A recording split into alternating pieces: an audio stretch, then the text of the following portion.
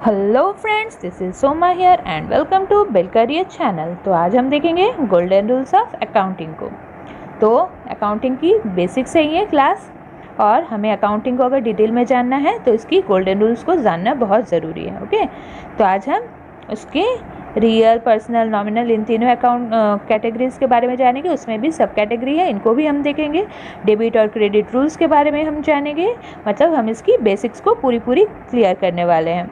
और अगर आपको अकाउंटिंग स्टैंडर्ड्स या प्रिंसिपल्स की क्लास देखनी है, IFRS, इस तरह की IAS कोड जो भी हैं, तो आप देख सकते हैं। मैंने उसका लिंक आई बटन में प्रोवाइड कर दिया है।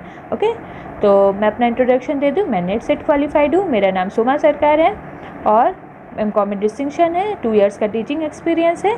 और अगर आपको ये चैनल पसंद आए तो प्लीज़ सब्सक्राइब करना। मेरी वीडियो अगर पसंद है तो प्लीज़ लाइक करना, फ्रेंड्स के साथ शेयर करना। चलिए स्टार्ट करते हैं आज की क्लास।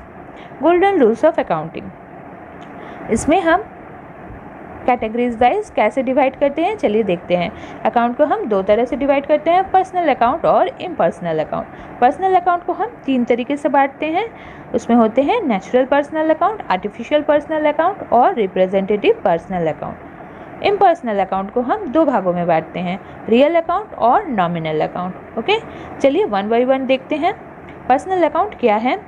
पर्सनल अकाउंट वो अकाउंट है जो कि रिलेटेड है किसी इंडिविजुअल, यानी कि इंसान, या फिर कोई firm, companies, banks, financial institution या फिर कोई कोऑपरेटिव सोसाइटी। ये सभी पर्सनल अकाउंटिंग की अकाउंट्स की लिस्ट में आते हैं। तो इनमें भी ये 3 तरह के होते हैं। चलिए 1 बाय 1 देखेंगे हम। नेचुरल पर्सनल अकाउंट क्या है? ये मतलब एक इंसान का अकाउंट, यानी एक इंडिविजुअल का अकाउंट, लाइक प्रीतिज अकाउंट आपका या फिर मेरा अकाउंट, किसी के भी नाम का अकाउंट। डेटर्स या फिर क्रेडिटर्स अकाउंट, क्योंकि डेटर्स और क्रेडिटर्स भी इंसान है। ओके, तो चलिए अब हम आर्टिफिशियल पर्सनल अकाउंट को हम देखते हैं कि क्या है ये। आर्टिफिशियल पर्सनल अकाउंट मतलब ये कोई इंसान का अकाउंट नहीं होगा, बल्कि ये लॉ से अप्रूव्ड इसकी एग्जिस्टेंस होती है, यानी इससे रिलेटेड वर्क्स और जो भी एक्टिविटीज़ होती हैं वो जनरल ह्यूमन की बीइंग की अकाउंट की तरह ही इनमें होती हैं। फॉर एग्जांपल्स, कंपनीज या फिर banks, municipal corporation, financial institution और कंपनीज। तो फॉर एग्जांपल कंपनीज में अगर हम लेते हैं तो चलिए रिलायंस को ही लेते हैं। तो रिलायंस का एक अपना लीगल एग्जिस्टेंस है।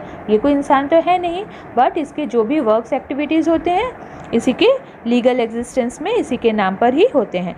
तो यही है आर्टिफिशियल पर्सनल अकाउंट। मतलब इनका अकाउंट तो है बट ये पर्सन की तरह वर्क भी करते हैं, बट ये एक आर्टिफिशियल है, इनका कोई अपना ह्यूमन कोई वजूद नहीं है। ओके, तो रिप्रेजेंटेटिव पर्सनल अकाउंट क्या है?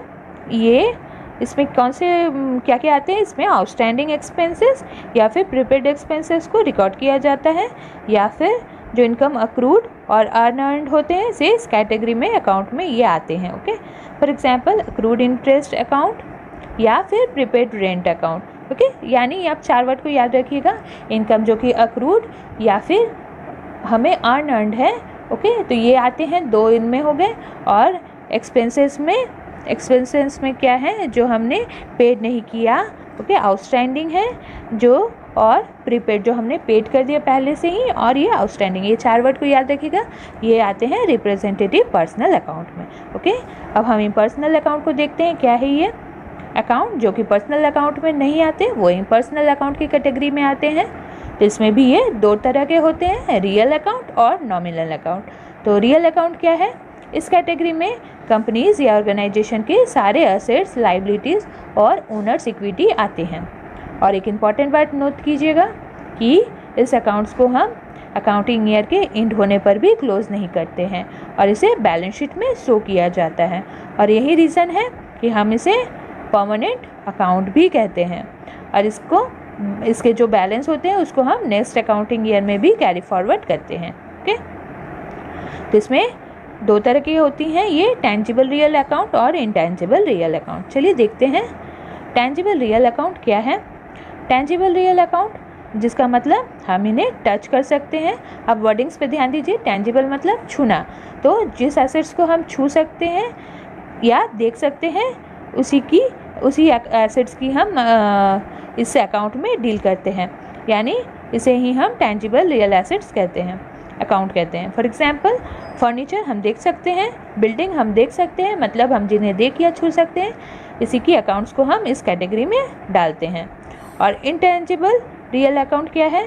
जिन्हें हम देख नहीं सकते या छू नहीं सकते, मतलब जिस असेट्स की फिजिकल एग्जिस्टेंस नहीं है, उसे हम इस कैटेगरी में लाते हैं। फॉर एग्जांपल गुडविल हो गई, पेटेंट हो गई, कॉपीराइट हो गई, यानी हम इन्हें देख या छू नहीं सकते। ओके, तो ये इस कैटेगरी में आ जाती है।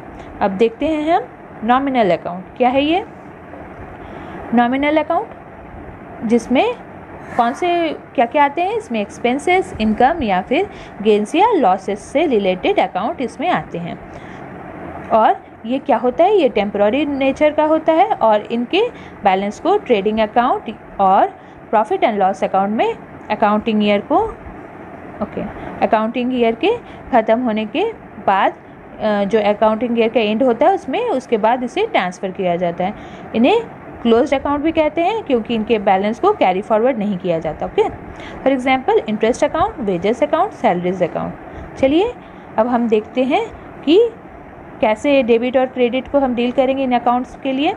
चलिए, पर्सनल अकाउंट में क्या होता है? Rule for debit and rule for credit.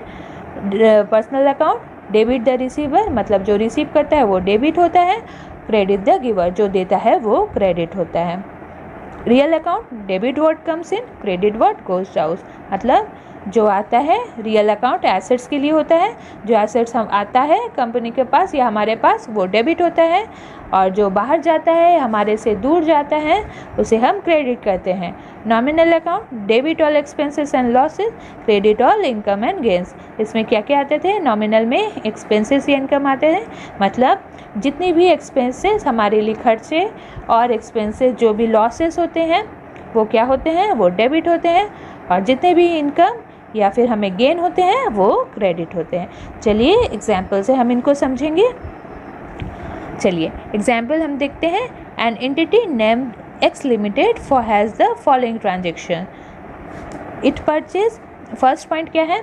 X limited क्या है? एक्स लिमिटेड एक कंपनी का नाम है और वो कौन कौन से ट्रांजेक्शन करता है, चलिए देखते हैं। It purchases goods worth ₹60,000 from Y limited, मतलब एक्स लिमिटेड क्या करता है? परचेज करता है गुड 60,000 का वाई लिमिटेड से। सेकेंड पॉइंट क्या है? It sells goods worth ₹40,000 to Z limited. ये सेल करता है, एक्स लिमिटेड सेल करता है 40,000 का गुड जेड लिमिटेड को। It deposits 5,000 into bank, X limited क्या करता है? 5,000 बैंक में डिपॉजिट करता है, और it earns ₹500 as interest on bank deposit. तो एक्स लिमिटेड को जो उन्होंने बैंक डिपॉजिट किया उसके लिए उसे 500 की इंटरेस्ट रिसीव होगी। तो चलिए देखते हैं कि कैसे हम इसकी ट्रांजेक्शन को हम डील करेंगे। चलिए, purchases of goods worth ₹60,000 from Y limited. तो क्या होगा? परचेज अकाउंट क्या है? परचेज अकाउंट नॉमिनल अकाउंट है। ओके, तो नॉमिनल अकाउंट का गोल्डन रूल क्या कहता है? डेबिट द एक्सपेंसेस और लॉसेस और credit all income and gains. Okay, तो हम क्या करेंगे? परचेज अकाउंट को डेबिट करेंगे 60,000 से, और क्रेडिट अकाउंट क्या है? पर्सनल अकाउंट है, यानी पर्सनल अकाउंट का क्या गोल्डन रूल है? Debit the receiver, credit the giver. Okay, तो हम वाई अकाउंट को क्या करेंगे? 60,000 से क्रेडिट करेंगे। ओके, चलिए अब देखते हैं सेकंड को। Sales of goods worth ₹40,000 to Z limited account. Okay, तो सेल्स अकाउंट क्या है? ये एक नॉमिनल अकाउंट है। ओके, तो आप पहले उसकी जो चार्ट बनाई है मैंने उसे आप साथ में लेकर बैठिए, तो आपको समझने में भी ईजी होगी, क्योंकि अभी आपको लर्न नहीं होगा। आप इसे करते करते प्रैक्टिस करोगे और इसे 2-4 बार एक बार देख लेना, तो ज़रूर इसे आप लर्न कर लोगे। ओके, तो समझ लीजिए पहले। तो सेल्स अकाउंट क्या है? नॉमिनल अकाउंट है, और डेटर अकाउंट क्या है? ये पर्सनल अकाउंट है। तो जेड लिमिटेड क्या होगा? 40,000, क्यों? क्योंकि debit the receiver. Okay, personal account क्या होता है? Debit the receiver, credit the giver. Okay, और debtor to sales account. Okay, तो सेल्स अकाउंट क्या होगा? 40,000। ओके, चलिए नेक्स्ट देखते हैं। Deposits ₹5,000 in bank. ओके, तो बैंक क्या है? रियल अकाउंट है, कैश भी रियल अकाउंट है। तो bank account debit 5000, real account क्यों है? बैंक और कैश हम छू सकते हैं, मतलब बैंक को भी छुआ जा सकता है, ओके, और कैश को भी हम छू सकते हैं, तो ये रियल है। तो मतलब टेंजिबल रियल एसेट्स है। तो चलिए, तो टेंजिबल रियल एसेट्स की कैटेगरी में है, तो इनके गोल्डन रूल क्या कहते हैं? Debit what comes in and credit what goes out. Okay, तो ये क्या हुआ? तो बैंक अकाउंट डेबिट 5000, मतलब बैंक में हम डिपॉजिट किए 5000 और कैश गया, इसीलिए टू कैश अकाउंट, मतलब क्रेडिट व्हाट गोज आउट। हमने कहा ये रूल है रियल अकाउंट का, तो टू कैश अकाउंट 5000। ओके, तो अब नेक्स्ट पॉइंट को देखते हैं। Earn ₹500 as interest on bank deposit. तो इंटरेस्ट क्या है? नॉमिनल अकाउंट है, और बैंक क्या है? रियल अकाउंट है। तो क्या रूल है? तो क्रेडिट इंटरेस्ट है नॉमिनल अकाउंट, और नॉमिनल अकाउंट क्या कहता है? क्रेडिट द इनकम और गेन। ओके, तो हमने क्या किया? टू इंटरेस्ट रिसिप्ट को हमने क्रेडिट किया 500 से, और बैंक अकाउंट रियल अकाउंट है, यानी डेबिट व्हाट कम्स इन, यानी बैंक अकाउंट डेबिट 500। ओके, तो चलिए, मैंने एग्जाम्पल भी आपको कंप्लीट करवा दी यहीं पे। आई होप कि आपको ये समझ में आया होगा। तो अगर प्लीज़ कुछ आपके पास मेरे लिए कुछ कमेंट है तो प्लीज़ मुझे कीजिएगा, मुझे पता चले कि आपको और कौन से टॉपिक की नीड है। ओके, और अगर वीडियो पसंद आए तो प्लीज़ लाइक करना, फ्रेंड्स के साथ शेयर करना, चैनल पे नहीं हो तो सब्सक्राइब करना। Thank you.